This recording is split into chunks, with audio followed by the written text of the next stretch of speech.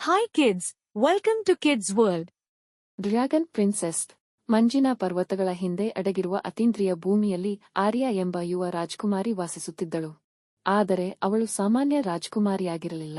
ಅವಳು ಅರ್ಧ ಡ್ರ್ಯಾಗನ್, ಮಿನುಗುವ ಮಾಪಕಗಳು ಮತ್ತು ಸಣ್ಣ ರೆಕ್ಕೆಗಳನ್ನು ಹೊಂದಿದ್ದಳು. ಆರ್ಯ ತನ್ನ ಡ್ರ್ಯಾಗನ್ ಬದಿಯನ್ನು ಸಾಮ್ರಾಜ್ಯದಿಂದ ರಹಸ್ಯವಾಗಿಟ್ಟಳು, ಅವರು ಅರ್ಥಮಾಡಿಕೊಳ್ಳುವುದಿಲ್ಲ ಎಂಬ ಭಯದಿಂದ.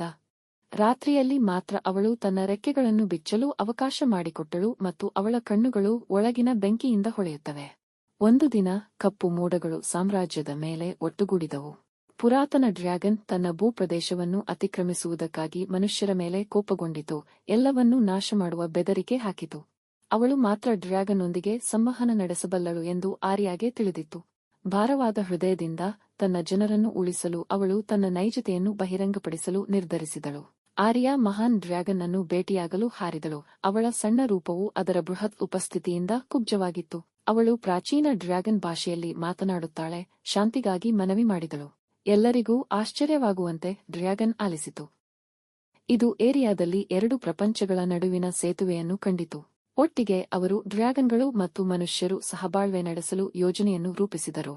ಏರಿಯಾ ಅವರ ಶೌರ್ಯವು ಸಾಮರಸ್ಯದ ಹೊಸ ಯುಗಕ್ಕೆ ನಾಂದಿ ಹಾಡಿತು. ಅವಳು ಪ್ರೀತಿಯ ಆಡಳಿತಗಾರಳಾದಳು, ಮಾನವರು ಮತ್ತು ಡ್ರ್ಯಾಗನ್ಗಳಿಂದ ಸಮಾನವಾಗಿ ಗೌರವಿಸಲ್ಪಟ್ಟಳು. ಆದ್ದರಿಂದ ಡ್ರ್ಯಾಗನ್ ರಾಜ್ಕುಮಾರಿಯ ಕಥೆಯು ದಂತಕಥೆಯಾಯಿತು, ಧೈರ್ಯ, ಸ್ವೀಕಾರ ಮತ್ತು ಎರಡು ಪ್ರಪಂಚಗಳನ್ನು ಸೇತುವೆ ಮಾಡುವ ಶಕ್ತಿಯ ಕಥೆ. Thanks for watching. Please like, share and subscribe for more such videos.